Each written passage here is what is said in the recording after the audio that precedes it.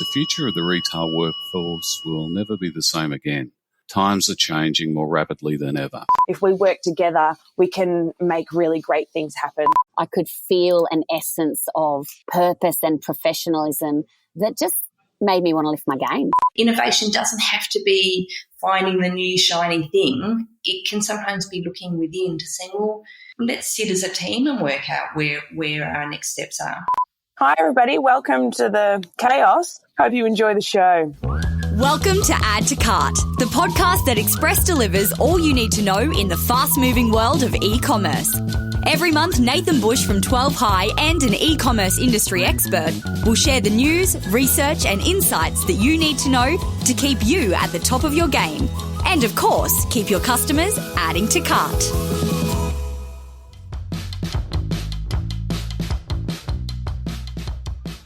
Hello and welcome to Add to Cart. My name is Nathan Bush, host of Add to Cart and e-commerce strategist at 12 High. We have a very exciting episode today where we're going to bring you the winning team and the winning idea from the Retail Hack Games. It's also the first time we've had 4 retail experts join us at once. So hold on to your hats. It's going to get a little bit wild. The Retail Hack Games, if you haven't heard about it, was the brainchild of Alita Harvey-Rodriguez, who's the founder of training provider MI Academy. Today, we speak with Alita around how she got this idea off the ground, and we also speak with the members of the winning team. Now, that winning team includes Joe Harris, who's customer experience guru and the co-founder of Hunting for George, Peter Nock, former CEO of the Co-op, executive director and specialist advisor for businesses with purpose, and joining us for the second time, Yasmin Grigaliunas, otherwise known as Yazzie G, who is the CEO and the co-founder of the world's biggest garage sale. What a bloody stellar lineup. In this episode, we dive into how the retail hack worked. We'll get the winning pitch delivered firsthand, and we'll get some tips on how we can use hack techniques within our own businesses to foster creativity and innovation. So let's get into it. Thanks to our partners Shopify Plus and Klarna, here's everything that went down at the Retail Hack Games. Alita, Joe, Peter, Yaz, welcome to Add to Cart. Hey, thank you. Thanks for having us. Pleasure. This is the first time we've had a panel of 4 on Add to Cart, so don't screw it up. No pressure. Not at all. Just as we all jump in, it's going to be your job to tame the beast, I think, Nate. We are here to discuss what happened 2 weeks ago at the Retail Hack Games, which was the grand final, attended by over 100 people virtually. Alita, I know you're the mastermind behind the Retail Hack Games. Yeah. Can you give us a little bit of an overview around what the Retail Hack Games and what you're trying to achieve with the Retail Hack Games? Yeah, sure. First of all, mastermind, love that. Thanks. Look, this is an idea kind of that I had bubbling around for about 3 years, and just in true Alita and MI fashion, trust a pandemic to make it all happen. So, look, yes, it did. What the Retail Hack Games, what it is short and sharp innovation initiative to showcase the importance of critical and creative thinking to drive real solutions for our industry, being retail.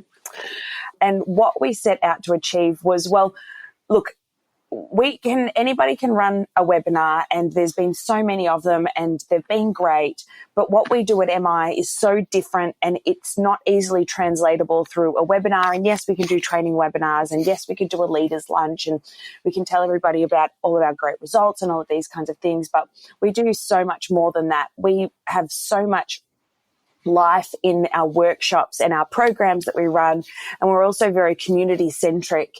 And that's what Hack Games was designed to do, was to cheer people up, because retail's been really tough, and it is still really tough at the moment.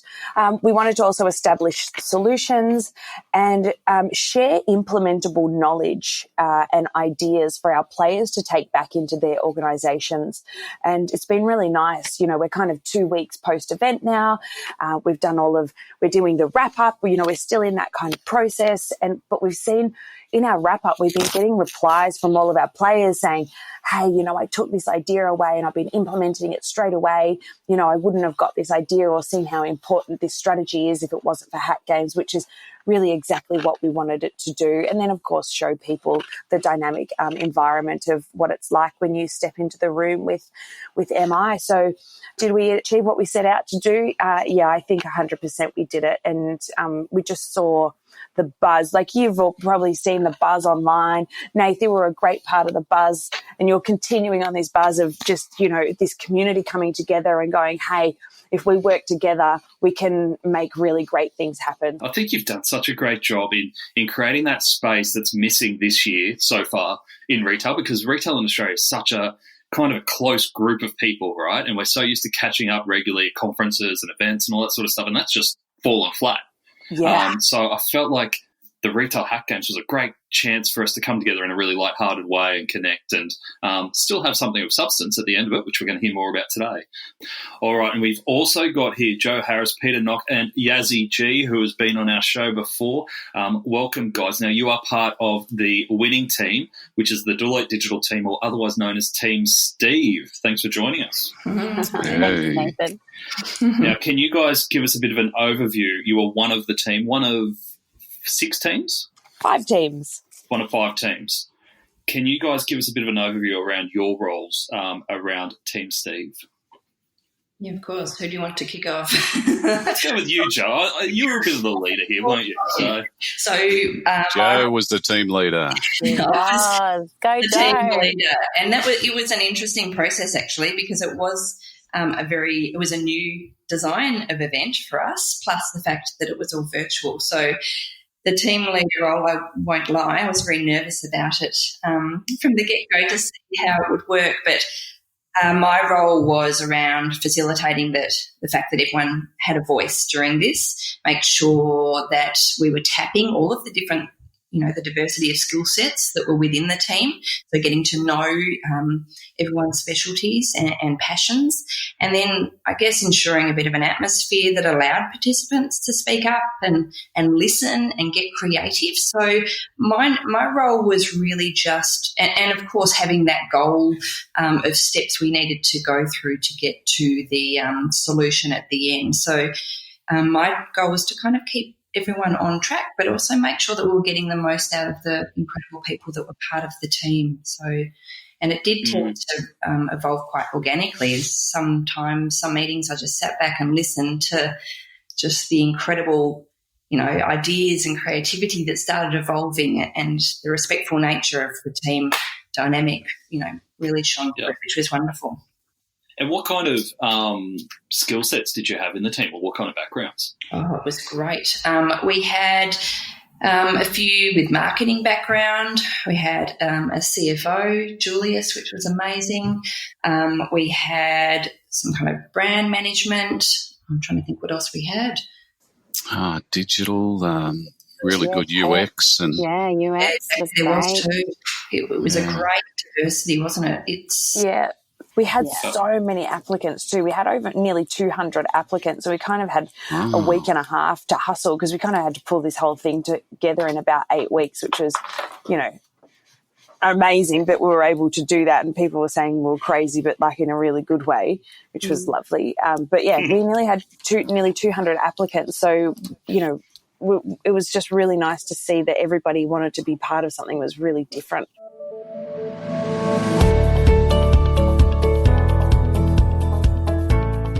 In these challenging times for retailers, the last thing you want to worry about is your tech stack. To survive, you need a commerce platform that just works and can help you move forward with confidence. In this free guide from Shopify Plus, learn what questions to ask, who to trust, and how to choose the right commerce platform for your business. Download your copy at shopifyplus.online/platform guide. That's shopifyplus.online/platform guide.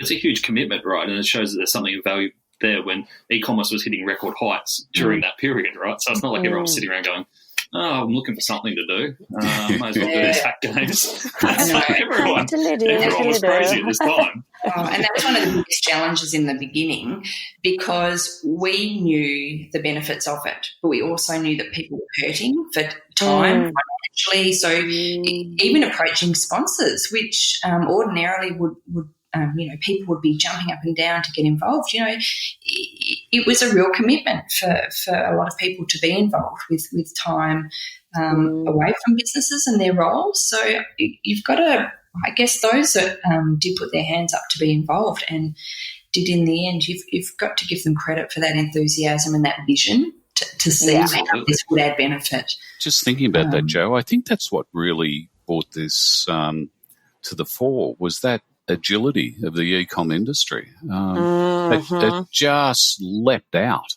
People have been in ISO, and the sort of nervousness around wanting to get involved, I think, was because you just don't know what's going to happen tomorrow and the day after. Everyone's sort of been working from day to day, and a week at the moment is such a long time. And I think that was probably the nervousness around the commitment side. Agreed. To have 200 applicants in that time was just like, we want something different. We want to give something back, which was so cool. And a lot of applicants actually said that it's time for me, because we had some really amazing very senior people, CEOs and things apply for big retailers. And, they were just saying, I just want to give something back. And I guess with Yaz as well, from a player point of view, I mean, Yaz, you're in the thick of it within your business. So, I mean, you can probably speak from your point of view as to what you thought of coming into this event. Yeah, I have to admit, when I saw the call out, I thought, gosh, I really want to be involved. And then I critically analysed, is this the right time? Is it, do I have the time? It's such a significant period of change for our business. But for me, I really thought it a little bit of FOMO, because I thought, oh my gosh, I get to work alongside some of the most amazing retailers in our country. And then I had a feeling like, I know Peter and I'm a bit of a fangirl. So when I knew that they had some pretty rock star mentors, chiming in on it, I thought to myself, you know what, I just have to be a part of it. I just felt like, oh my gosh, this is like the ultimate fantasy. I get to learn. I love that. And it's true, right? I thought this was so good. And I actually have to admit, I felt a little bit like, oh my God, I hope I can contribute something. You contributed, Yazzie. Yaz, we're going to hear a little bit more about your contribution in a second, because your pitch was off the charts. But before we get to the winning idea and the pitch behind that, can you guys talk us through the process over that week? So I know that MI, you guys have really great processes for finding creative ideas. How did that translate into the retail hack in terms of a process to get from ideation all the way through to a solution? Yeah, look, I mean, it was no small task, because at the end of the day, most of our processes are stuff that we do in person. So we're like, okay, what tools can we use? How do we make, this event super dynamic? So I'll talk you through the process, and then I'll tell you a little bit about some of the tools that we used. So the process went like this. So we had the kickoff, which is where we announced the teams. We wanted this element of surprise along the entire way, so that it was truly a game. There was, you don't release the rules of the game until you're there to play it. Unlike a traditional hackathon where you might have, a couple of weeks with the problem statement, and that can be, your buy-in and things like that. We were just like, nah, we're releasing it on the day. So we gave them the problem statement at the kickoff event. And then we had everybody break off and meet with their team, meet with their mentor. And then they were popped into Slack groups so that they could continue the conversation. Throughout the week, we gave them an ideal week of when you should be hitting key milestones. It was just a guideline, and the teams were able to do it however they wanted, but we gave them this guideline. So for them to break down the problem statement and then develop a buyer persona. We also gave them a whole bunch of different research opportunities. We also collaborated with Power Retail, who had some decent insights there from the COVID survey that they did recently that would help them along. And then then also encourage the teams to, hey, go and talk to your LinkedIn, go and ask them these questions so that you are validating some of the assumptions that you've made about the persona, about things that would help them. Then from there, once they understood the persona and some of their assumptions were validated, then we told them to go into solution mode. This is where you start coming up with your ideas on how to solve the problem. What was the problem statement that you gave the teams? The problem statement that we gave the teams was, so I'll read out the whole thing, and the problem statement's just one line. So the theme of the hack was survival and revival, applying considered and insightful innovation to retail's new normal. And then the context behind that is almost overnight, retail has been forced to look in the mirror. Do the existing trends and models still apply? That part there is really important in the context, that trends and models part. There's no denying the impact has been epic. Bricks and mortar, staffing, supply chain, logistics, attitudes towards marketing, profit margins have all taken a huge hit. Remaining agile is the key for navigating our future. Reimagining traditional retail models may be the only way forward to create retail's new normal. So the problem statement itself is create a solution that challenges an existing retail model to future-proof our existence to fuel the revival of retail. So this was all about challenging traditional models so that we could adapt, because some of the, our retail models have been stuck for a really long time. Our biggest shift in retail models has been e-commerce. And, and then we've seen 3PL and things like that. And they've been the biggest disruptors, but there's been nothing to help us to de-risk ourselves moving forward, especially if, we can't go into stores anymore or the confidence in going into stores has changed. But we needed to be, really considered about how people shop, when they shop, because not everybody shops by price. Those people are usually pretty good for shopping online, but the people that want to touch the material and stuff like that, maybe the future doesn't cater to that, but we needed to find a solution to get there. So that's why that was the problem statement about specifically challenging models. So it was a big problem statement, but it was still pretty broad, right? So it still gave a lot of rope for people to kind of think a bit laterally around where they might want to focus their efforts. Yeah, exactly. Cool. So to finish off like the process side of things, they've got that problem statement. They go and checked in with a mentor. So, absolute gurus in retail, just like Peter, you go, okay, so this is what we're thinking. What do you think? Is there anything that we've missed? Is there anything else that we should be considered? So the mentors weren't there to be like, yay, you did really great. Good, keep going. It was like, have you thought about this? They were there to design, and the brief that they had was that you've got to challenge their ideas and make sure that they're really deep and thought out and think almost like what the judge would be potentially picking apart. Then the teams designed their pitch, they practiced them, and then they killed it in the grand finale where we had a whole bunch of spectators, and we had the judge's choice, and we also had the People's Choice Award. And each team also got an MVP because we really wanted something to continue the engagement through the teams and make sure that the people that were doing, the most and things got some really nice rewards as well. Awesome. Jo and Yaz, from your experience being part of that process, in the thick of it, how did that feel compared to an ordinary day in retail? Look, I love process, so I felt like some of the tools were familiar to me. I knew Miro and I knew Slack. I have to admit, I'm in quite a lot of Slack groups, so I was like, okay, I really have to stay on top of this one. I don't want to let the team down, but it just I remember going first into the Miro board and just seeing all the slides laid out beautifully in the order of which we needed to go through the workflows, and Jo kind of corralled us through it so well as a team. And instantly we were all really active and using it, even though it was new to some and not new to others. And so I felt like a lot of time and effort had gone into the whole proper prior preparation side of things. And I felt because of that, it was almost like a really solid foundation to set the scene for a really high quality hackathon. It wasn't just about slapping people together and seeing what sticks. I could feel an essence of purpose and professionalism that just made me want to lift my game. I don't know about you, Jo, but that's kind of what I felt. Yeah. I was waiting how long it'd take you to say purpose, Yaz. You put it out hard. Thank you. I think as well in all of this, I think what COVID has done is that it's forced people out of comfort zones. Yes. And throughout every aspect of life, honestly. So business, no different. And what this hackathon did as well was it forced people out of a comfort zone and reinforce that need for collaboration and to embrace different tools, different ways of working, different people that they're working with. So it was really, kind of an event on steroids almost, in that we were kind of thrown in the deep end, as Yaz said, without knowing anyone, new tools, a new way of thinking and working, and then coming up with a solution, in a relatively quick period of time. But I think what I saw that just made me feel so incredible at the end of it was the bond.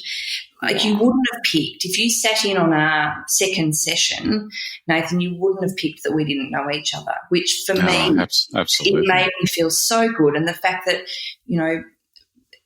that was what was mind-blowing to me in all of this, the connections that were made, the voices that were heard. Yeah, it was an incredible opportunity. And I did, we did speak about it at the end, saying, look, we do hope that these ways of working can be taken back into their businesses, where they can encourage, people within the team to have that voice and have an opportunity to speak up and to maybe look a bit within. Innovation doesn't have to be finding the new shiny thing. It can sometimes be looking within to say, well, let's sit as a team and work out where our next steps are. Yes. It's a really good insight, isn't it? Because I think a lot of businesses are now getting through the normality of, yes, we're working from home, we've transitioned, our team are comfortable, we can do this is fine. The next challenge that I think is going, if I've got to onboard new people into this culture, into this team, how do I do that remotely? And I think you've shown there that it is possible to bring new people together remotely.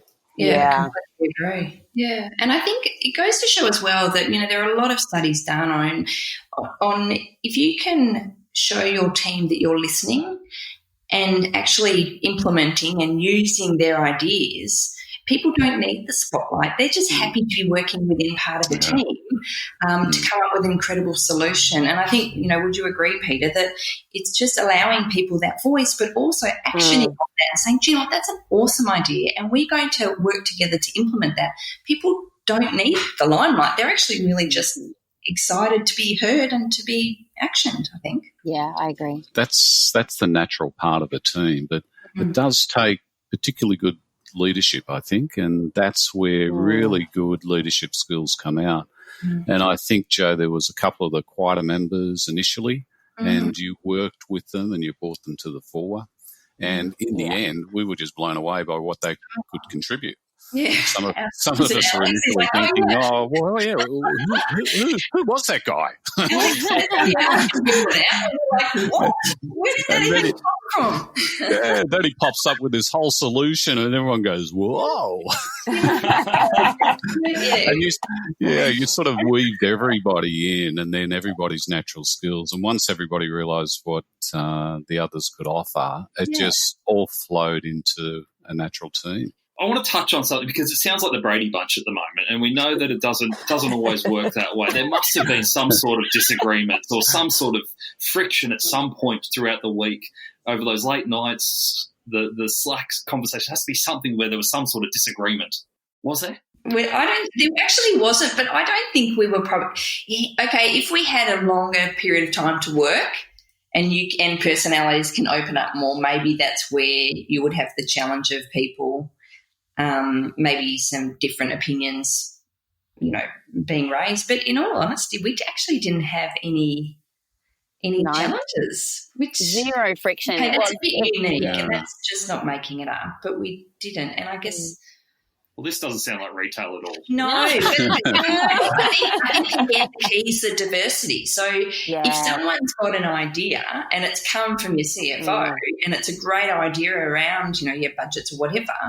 I mean, aren't you going to listen? He knows more than, the other people at the table on that topic. So I think there was a respectful nature of people and why they were at the table, and therefore who was a specialty in their field, and people we all kind of got to know each other and where their strengths were. So I think it was kind of part of the goal here as well, like to make sure that we had these collaborative teams and truly cross-functional teams. Because, I mean, that's the future of work, and we shouldn't just have these departments that do things. We need to have cross-functional teams that can drive strategic projects forward, and that was part of what we wanted to show, the value of having teams like that can do in a short amount of time. Klarna is the payment solution built with retailers in mind. Each Klarna transaction comes with seller protection and is paid in full at dispatch. There's no waiting for funds that you've already worked hard for. Customers love Klarna too. The streamlined UX at checkout is proven to boost customer loyalty, drive repeat purchases, and increase average order value. To get started with Klarna today, visit klarna.com.au/business. That's klarna.com.au/business. Yaz, you are the pitch master, and I know you have pitched many, many, many times in your life, and it showed on grand final day. I'm going to throw to you to give our listeners the pitch for your winning idea that you delivered in the grand final. Okay, all right. I'll give it a crack. Don't time me. I think I talked like that. Hey, Yaz, how about for the benefit of the audience, I'll just define quickly the problem statement and then the vision and the mission. Yes.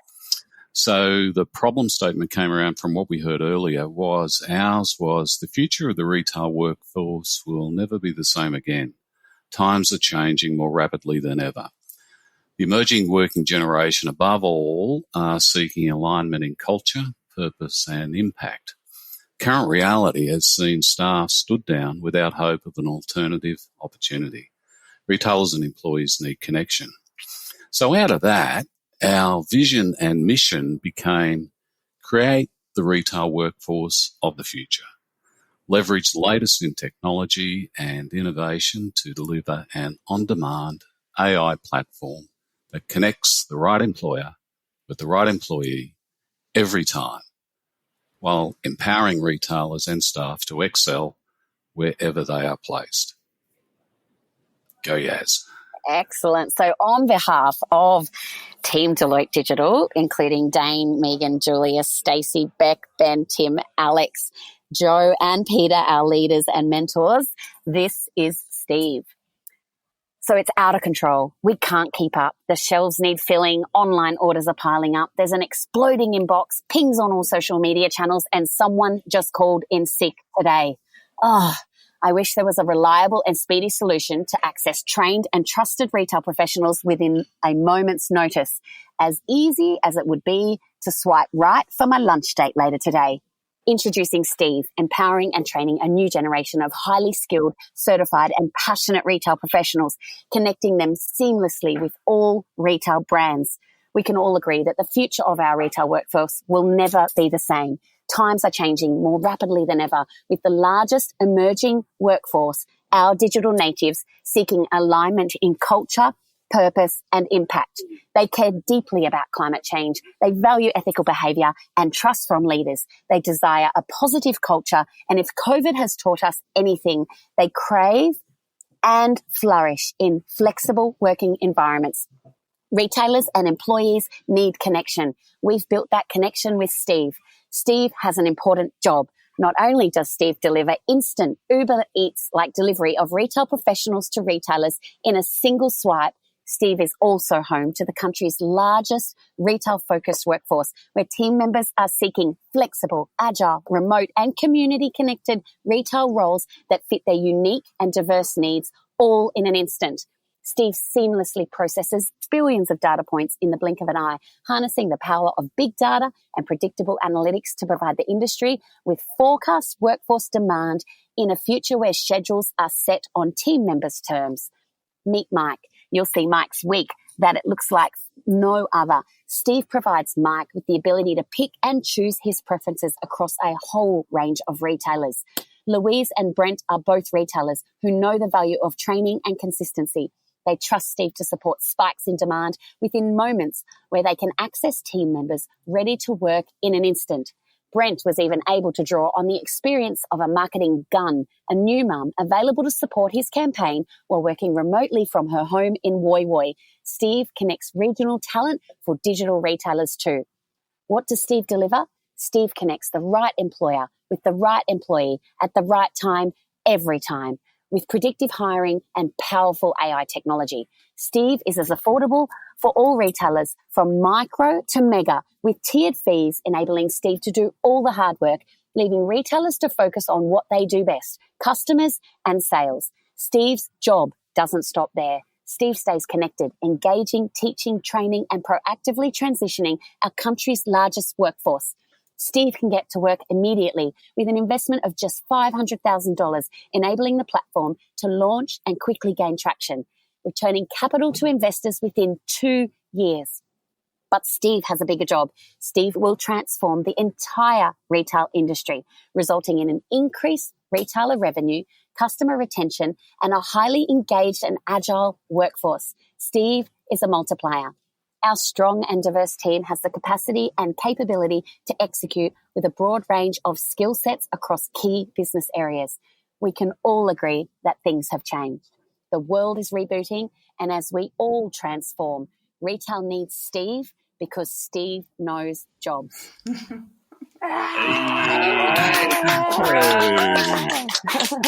Crowd goes off. Oh my God! Hopefully that took longer than the 3-minute timeline. Oh my God! There's so much pressure to give you the buzzer. I know, Alita, you were there with the buzzer ready to go. Oh my God, it was so scary at the time. I was standing up, I was shaking. I was like, "Don't let the team down." So, guys, what I loved about your pitch is that you're solving a real retail problem here, but you've also I think you were the only real team in there to show the commercials around when it would actually pay off. How did you get that balance between idea and commercials, and how did you validate those commercials? Yeah, again, that was having the skill sets on board, wasn't it? And it was a hard art with an event like Hack Games. It did tend to resonate with certain, skill sets, I guess, within, marketing minds. But we did have, Julius on board who Julius, the CFO. So he was actually able to put some figures in and start the ball rolling to say, well, what would it cost to create our vision, and put some projections around it, which, we just skirted around the market and checked out what sort of was currently being charged for a base level of service and just amplified from there. Yeah, we did really deep and live competitor analysis as well. Like, I remember in our Miro boards at night, Joe, we were, people were sharing on Slack channels all the different potential, not competitors, but similar people with not the same, but, across the spectrum, similar technology, but no one was really solving this problem. And to be quite honest, as a retailer, I want Steve. I'm like, how do I get my hands on that product? And it just seemed like a really easy, I won't say easy pitch to pull together, but it just made sense that we should ask for money because we believed in the product. Have you had any interest from anyone willing to take this to the next step? Well, not as yet, but we have actually. I think our team was so motivated at the fact that this is something that really is needed. So we've started working behind the scenes to see if we can flesh this out and actually present it to see, if anyone is willing to come on board and get behind us and invest in this idea and see if we can actually make it happen. We all got quite passionate when we spoke about the benefits to the workers and looking at, all the different generations of your XYZs in retail. They've all got such a huge, bonus to bring, I guess, to the retail industry, but it's how to upskill where needed and, tap into those skill sets and to make sure that they stay valid because the e-commerce industry especially is growing. So, having a knowledge of core, platforms is important. So that training we fleshed out a whole lot more than we haven't even included in the pitch, but that was where all of us got quite excited as well, not just the benefit for retailers but for the workers as well. It's nice that it celebrates retail skills as a skill set, right? That's you can build up your skill set, whether it's in customer service, whether it's in warehousing, whether it's in whatever it is. It's like you can build that skill set up and it's it can be used across so many different retailers. Yeah, that was actually a discussion point, Nathan, in our collaboration as a team. We talked about how, I mean, we're all career. This is our career. This is in my case, it's my business, right? And so this is not, you just get a retail job to fill in the gaps between uni. We felt that we were lifting an entire industry and a perception that students making their way through school would actually be thinking about professional careers in this industry because I mean this industry is the biggest employer in the country, and it is actually a really important, vital pathway for people to take, and it's not a backup plan. This is the plan. No, we've all made great careers out of retail. Yeah. Agree. So it's almost like you just need a big consultancy to come in with a bit of seed funding, almost like someone who might sponsor a team in retail hack games to come on board with some seed funding to bring it to life, right? All right. So fantastic idea, guys, and well done on taking out the crown on the retail hack games. Brilliant idea, and I think we can all see the gap and the opportunity there.